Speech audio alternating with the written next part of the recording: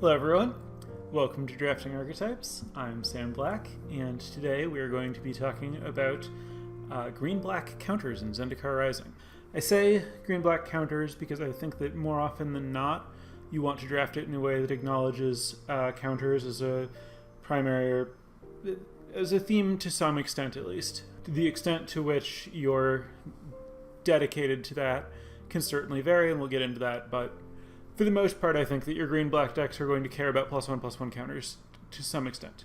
Before we get into that, I want to go over the standard business and thank all of my patrons over on patreon.com/draftingarchetypes.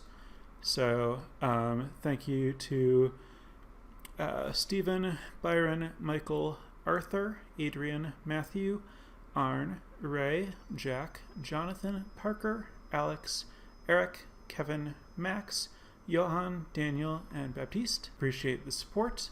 For anyone who's interested in supporting the podcast, supporting myself and my editor, and getting to get some exclusive content and vote on which topics I will be covering, check out the Patreon. Moving on to our only content, green-black counters in Zendikar. So there's a lot to say about green-black. There's a lot of stuff going on, but not a lot of the stuff that I have to say about green-black is necessarily positive. This archetype is in an awkward spot, and I'm not going to pretend that it's one of the strongest archetypes or try to sell you on drafting it or anything. That's not really what I'm about. This is one of the weaker archetypes, and this episode is going to focus on how to make the best of the spots where it is what you should be drafting, how to figure out when you should be drafting it, and how to understand what pressures there are that make it hard. So to start with, we're going to talk about when you should draft this archetype. And the answer is, if you can avoid it, you probably should. But when there are strong cards and it's what's open, it's not like it can't win. And if these are the colors that your spot should be, that your seat should be, I would encourage just going with it. If you have a reason to. The green and black commons are not going to get you there by themselves. So this is another one of those spots where I'm not ever going to look to be this deck unless I start with one of the actual powerful gold cards, and the uncommon Moss Pit Skeleton is not going to cut it as far as I'm going to take this early and move into green black. I'm talking about specifically Grakmaw, Skyclave Ravager, or Nissa of Shattered Boughs. Those are the two rare and mythic gold cards. They're both very powerful, and I would still take a lot of good uncommons in other colors over them, but I would first pick either of those cards out of a pack where I would otherwise be taking a common or something. And even then, I'd be happy to get off it, but if my next packs, this green and black cards are among the stronger cards in those packs, then I'm willing to just accept that this is going to be a green-black draft and see what I can do with it. And I have gotten 7 wins in best of 1 with green-black, and I do think best of 1 is not where you want to be in green-black. I think green-black, as I'll get to in a little bit, is much better suited to best of 3. The other cards outside of those things that say draft green-black for sure, that make me really think about being green-black, are also rares, and those are Oran Reef Ooze and Swarm Shambler. Those are both Oran Reef Ooze is the 3-mana 2/2 ETB, put a +1/+1 counter on something. When it attacks, put an extra counter on all your things with counters. And Swarm Shambler is the 1/1 Chronomaton type card. It's a 1-mana green creature that comes with a +1/+1 counter. Whenever your opponents target things that have a counter, you get a 1/1. You can tap it in a mana to put another counter on it. But neither of these cards, both of these cards are very strong. The Ooze is stronger than the Shambler. Neither of them demand that you play black, but both of them are stronger in a deck that's both green and black. So I'll first pick those, and then I won't try to avoid black from there, and I might try to lean into counter stuff if that's the stuff that I'm seeing. The other way that I could end up here is if I get some... sometimes you just take a strong uncommon in one color or the other, and then a strong uncommon in the other color. And there are some specific combos. So Marasa Sproutling, that is the green 3/3 for 3 with kicker, return a kicker card from your graveyard to your hand for 2 mana. And that card is best in blue-green kicker, obviously, but sometimes you first pick that and you're getting cut on blue because blue is really strong and people should want to draft it. And I think that card is next best in green-black, though you can find stuff to do with it in whatever. But especially, it's especially good if you can pick up Bloodchief's Thirst, just because that's a super, super strong kicker spell to be able to return. Obviously, any of the kicker rares, or Blood Beckoning.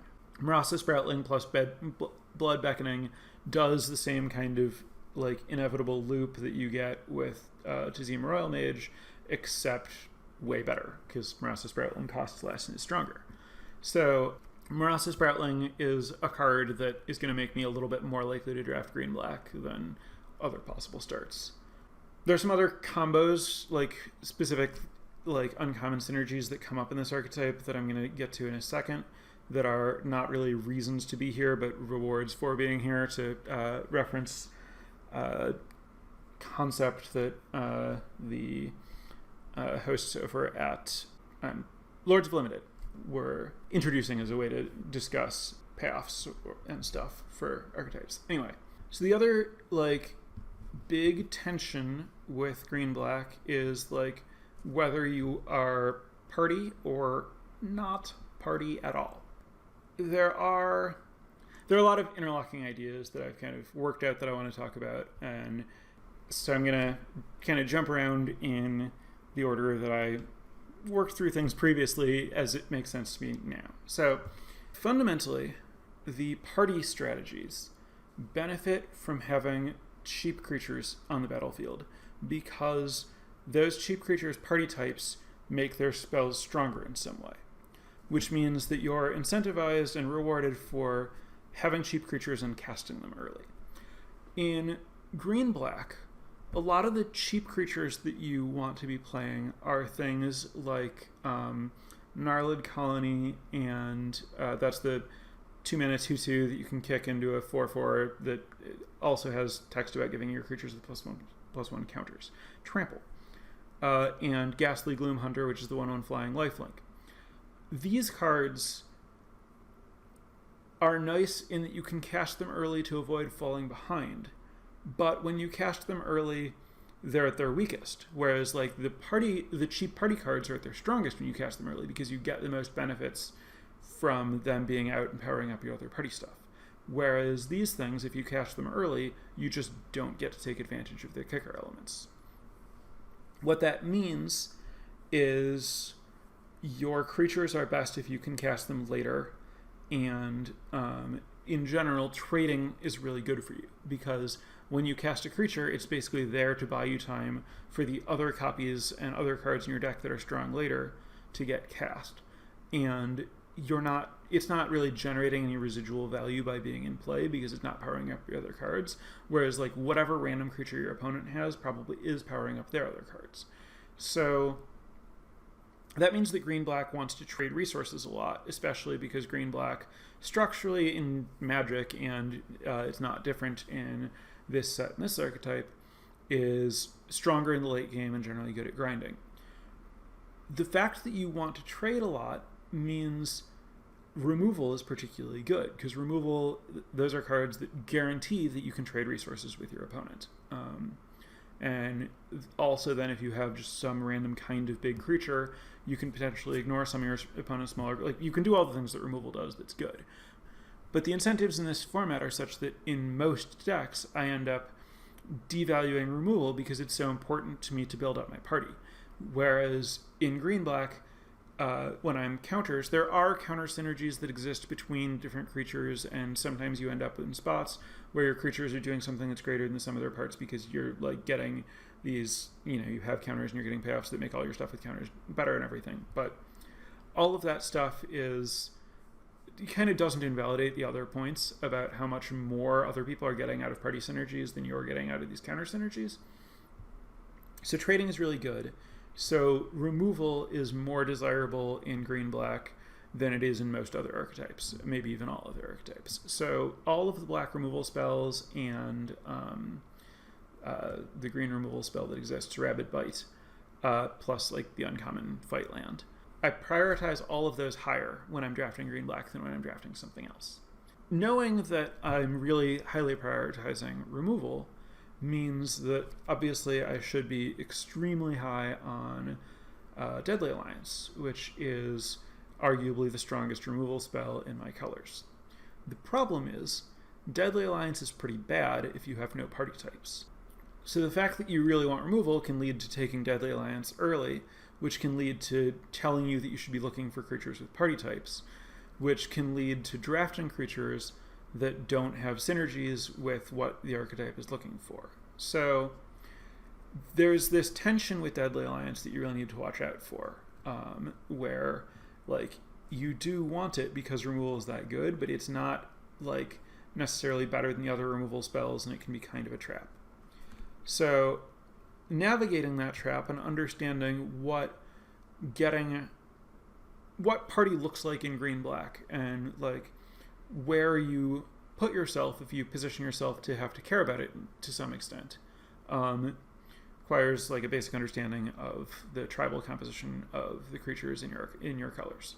The only wizards that exist in green and black are Jiraga Visionary at common and Taunting Arbor Mage at uncommon. Taunting Arbor Mage isn't a creature that you want to play early, so it's not very good for supporting party stuff, and it's also, it's fine in this archetype, potentially, whatever. It's not great if you have a lot of removal. So the point, and it's also an uncommon, which means the point is if you're looking for wizards, you're basically all in on Jiraga Visionary. The good news is the Jiraga Visionary is a really good card, and it's good in this archetype, or at least acceptable in this archetype, regardless of whether you care about other party payoffs. It doesn't need you to have other tribes. It just helps you get your other tribes. It helps you count. It gives you a wizard to count for party for your other stuff, and it's very strong to recur with Blood Beckoning or 6-mana black thing that returns 2 creatures, Grave, whatever. That card is one of the best reasons to look for any creatures with party types in green-black. Even then, I think that I might just prefer a Blood Beckoning in the archetype in general. Thwart the Grave is the title that I was looking for. And it started with a T, but I couldn't remember what it was. Jiraga Visionary, Thwart the Grave is going to make me prioritize Jiraga Visionary super highly if I'm green-black. And Deadly Alliance is also going to increase the amount that I prioritize Jiraga Visionary. And I'm fine just early on taking all right, I'll take this Jiraga Visionary and it'll let me do some party stuff a little bit better. But also I might cut it if I don't get anything that cares about party and end up with a lot of +1/+1 counter synergies. And I would honestly hope to be there. I think the deck is better when all of your creatures are about doing the +1/+1 counter thing. So that leads to the next hardest tribe to get in this archetype, or in this color combination, which is Warrior.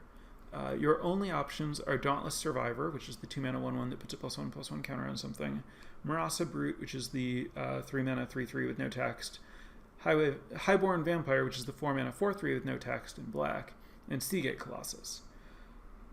Dauntless Survivor works really well in this archetype because it naturally has a +1/+1 counter, so it works with all your +1/+1 counter synergy stuff.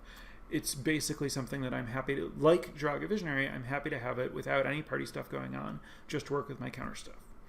The other 3 cards are awful. Seagate Colossus is going to be hard to cast because you're not great at getting a high party count, and you have much better expensive creatures, and Marasa Brute and Highborn Vampire are just bad cards.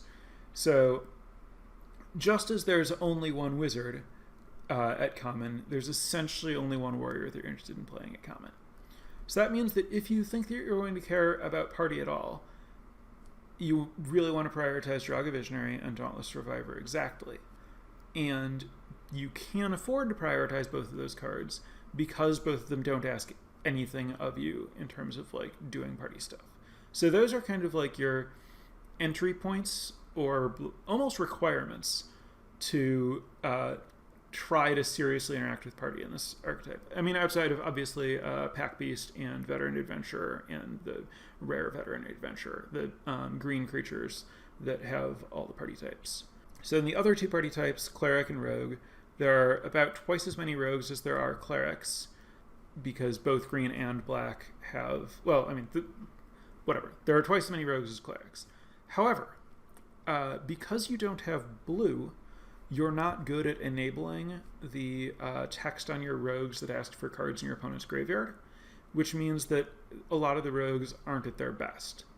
Also, one of the common rogues is Drana Silencer, which doesn't play well, which is best when rogue is your least common party type rather than your most common party type, because you're most likely to get to kill a big thing off of your silencer. So, and like, again, green-black has better stuff to do at the top end than silencer, unless you're like relatively deep on Dauntless Survivor and Draga Visionary or the all-tribe stuff to power it up, and then have like recursion that makes it valuable to have a creature that's doubling as a removal spell that you can trigger multiple times. Like, unless you're doing a lot of Thwart the Grave and Blood Beckoning and like pretty committed to party stuff, Drana Silencer is not where you want to be.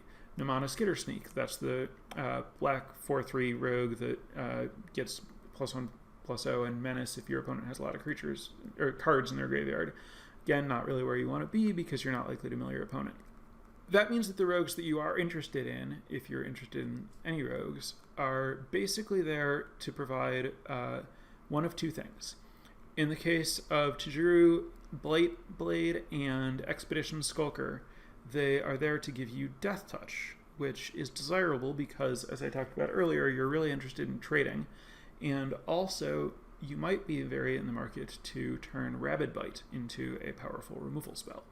It's not hard to imagine a spot where your deck really wants some Death Touch creatures, and rogues are the way to get that. The other thing that you really need to pay attention to in green-black is having some kind of plan to deal with your opponent's flying creatures. And Tajiru's Snarecaster, the 1/4 Reach Rogue, which is generally unplayable, but can have a place in exactly this archetype, and Namana Skydancer, the Flash Flying Rogue that mills your opponent for 2 and is a 3-mana 2/1, both give you a way to interact with flying creatures. Not necessarily the best ways, but this archetype, I mean, green-black in basically every format can really struggle with flyers, and both of those cards can help with that issue. That's like what rogues are doing for you. Plus the uncommon rogues that are available are all pretty good.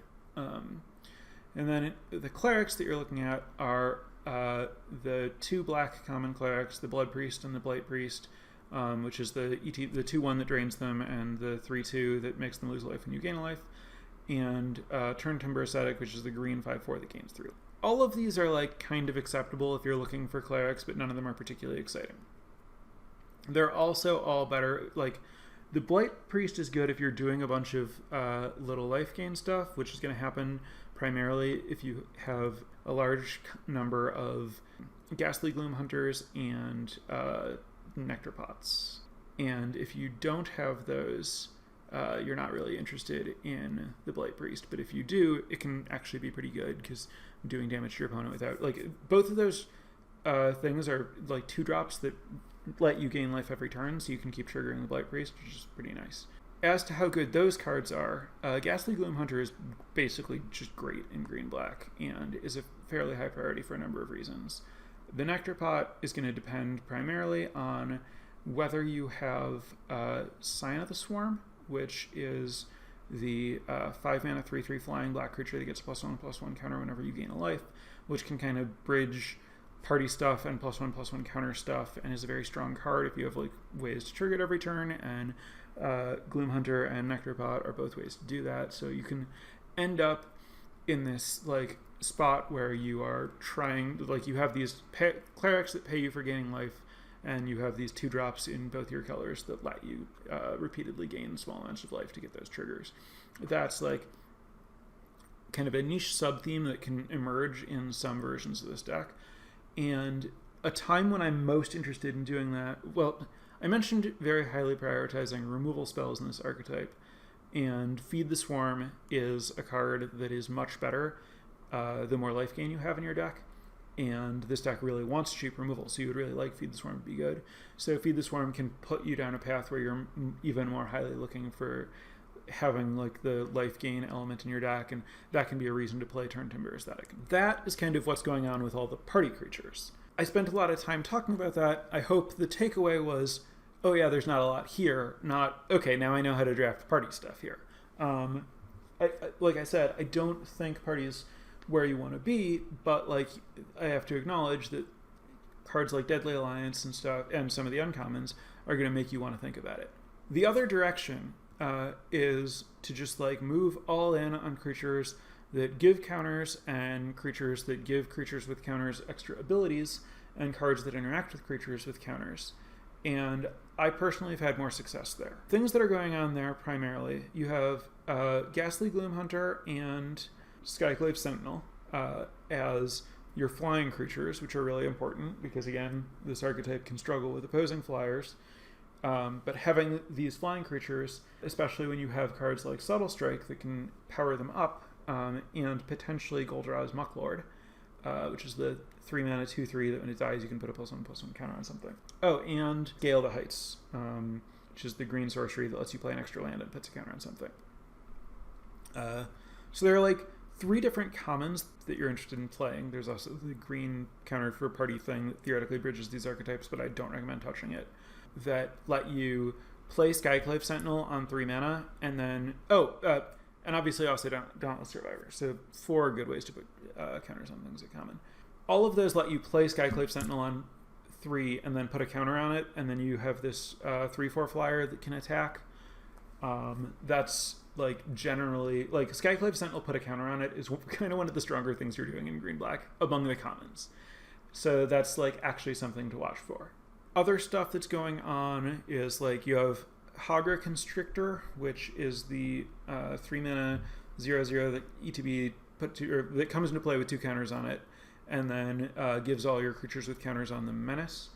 This card is a 3-mana 2/2, which is to say is horrible by itself, but when all of your creatures are doing this counter stuff, the menace is actually a really big deal. Giving all of your creatures menace is so much better than having just like a creature with menace or something, because it means that anytime you're in a board stall where both of you are just like playing more and more creatures, only half your opponents, like essentially like only half your opponent's creatures can block, or like it's just much easier to get to the point where an Alpha Strike just kills your opponent.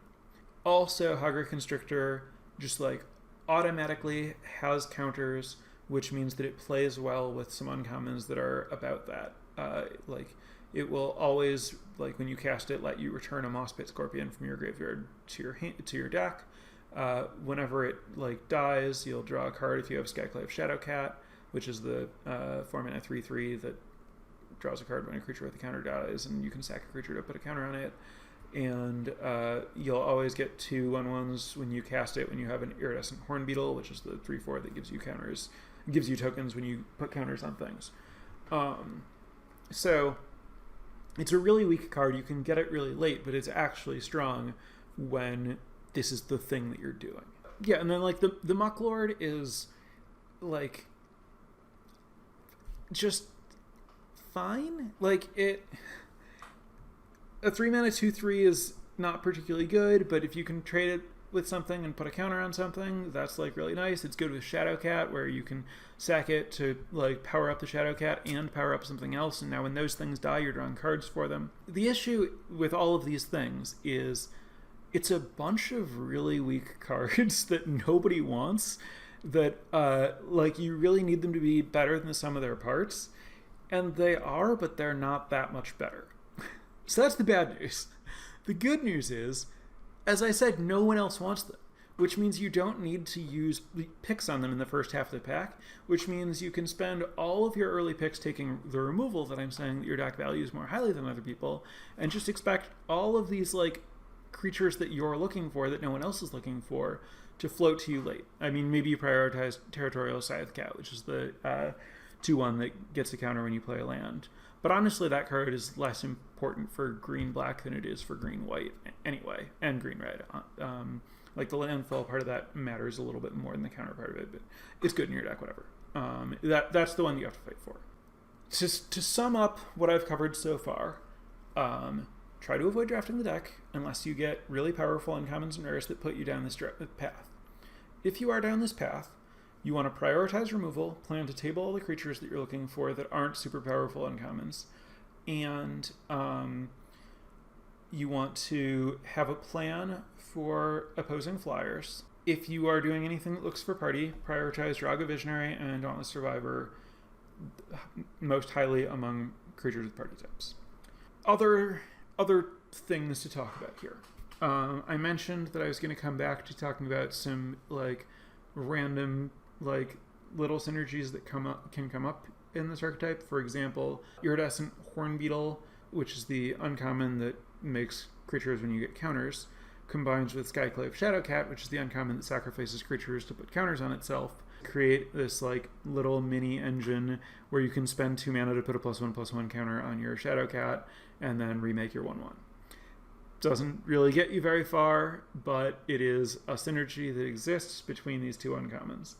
The problem with a lot of what's going on in green-black is like you're generating these like kind of like weird engines where it's synergies between creatures that are expensive for payoffs that are pretty minimal, and basically you're like worse at making engines than white-black, but that's one that you have access to. And then Iridescent Hornbeetle also is like very synergistic with Vastwood Surge, and so Shadowcat and Hornbeetle are both. Look, Vastwood Surge is just like amazing in this archetype because it makes sure that like your Hogger Constrictor is giving all of your creatures menace. All your Skyclave Sentinels and everything can attack.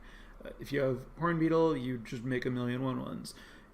If you have Shadowcat, whenever any of your creatures die, you draw cards. Another thing that I kind of mentioned briefly earlier was my statement that green-black is a lot better in best of 3 than best of 1.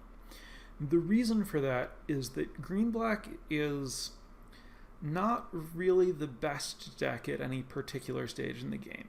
It's kind of sandwiched between a lot of different decks that excel at doing certain things. It needs to position itself pretty differently in all those different matchups.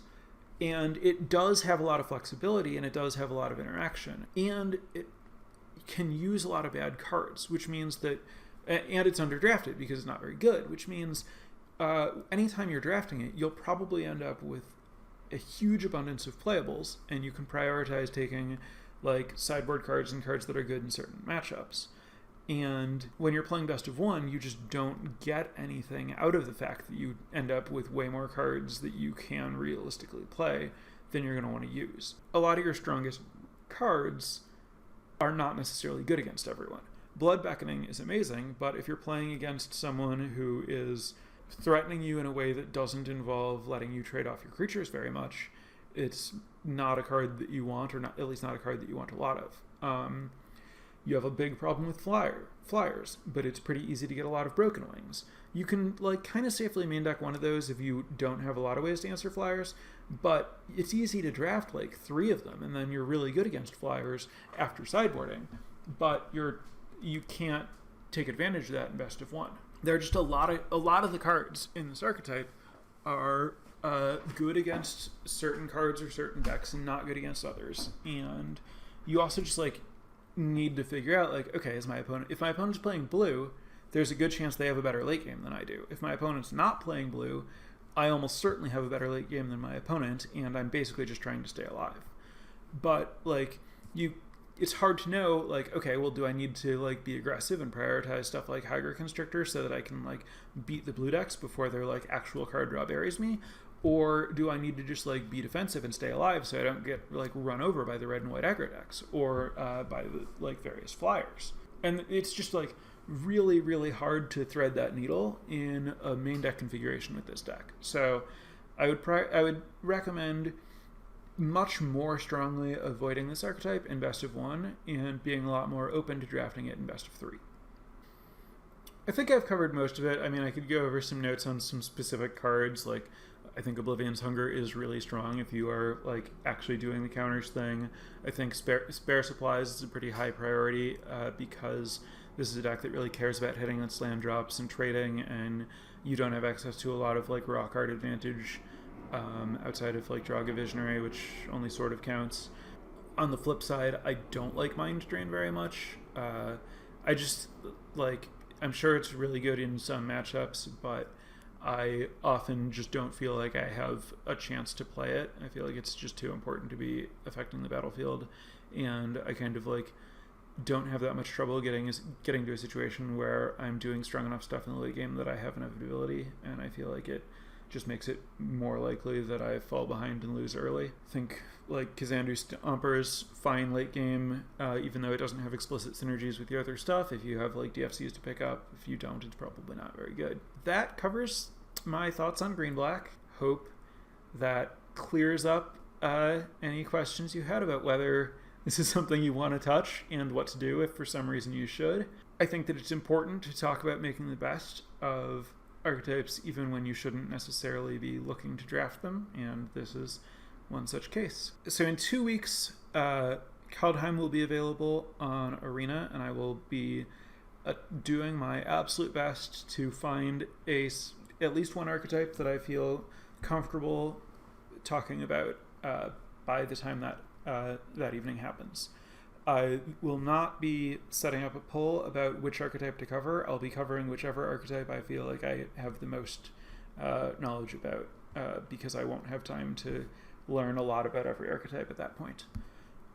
As for next week, I am likely doing one more archetype in Zendikar, because I don't think we'll have the full spoiler or that I'll have enough information.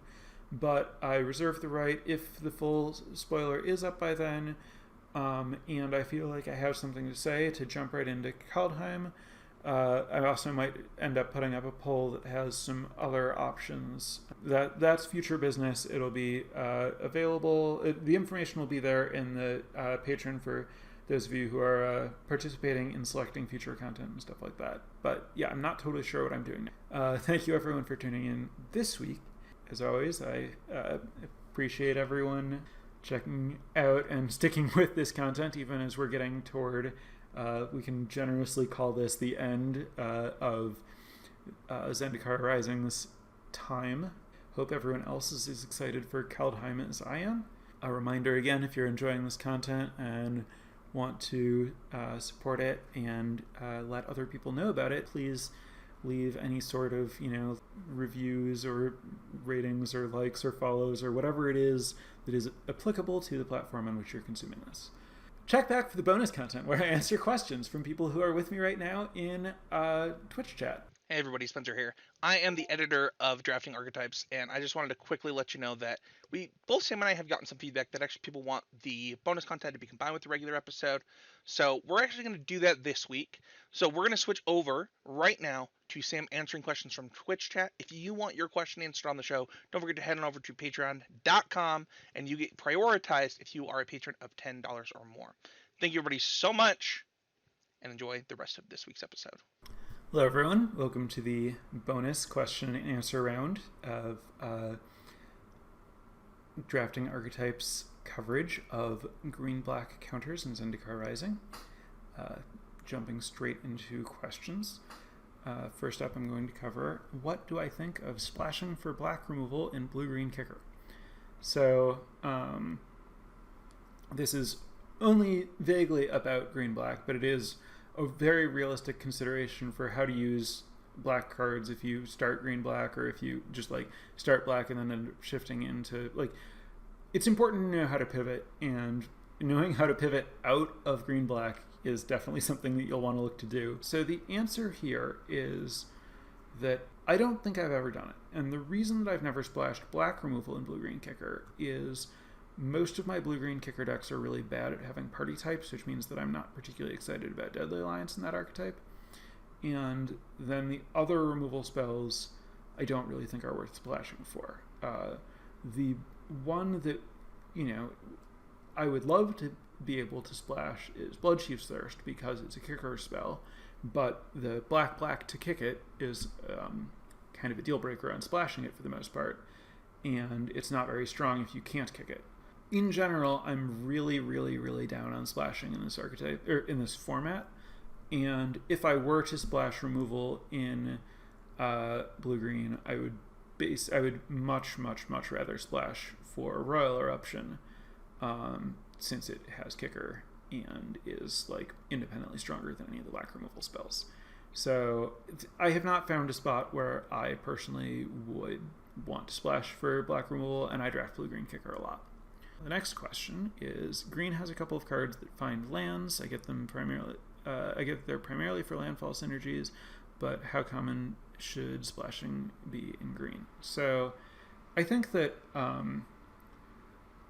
the cards that get lands in green are Vastwood Surge, which is not so much about land. Like it is great with landfall, but it's as much about kicker and +1/+1 counters as anything else. It does a lot of different things, and Vastwood Surge is great in green-black. Vastwood Surge is not amazing for splashing because you can't find your colors with it until you have 4 mana, and you would ideally often rather save it until you have 8 mana. So it's like not great to have to cast it to get your like colored mana to cast a splashed card.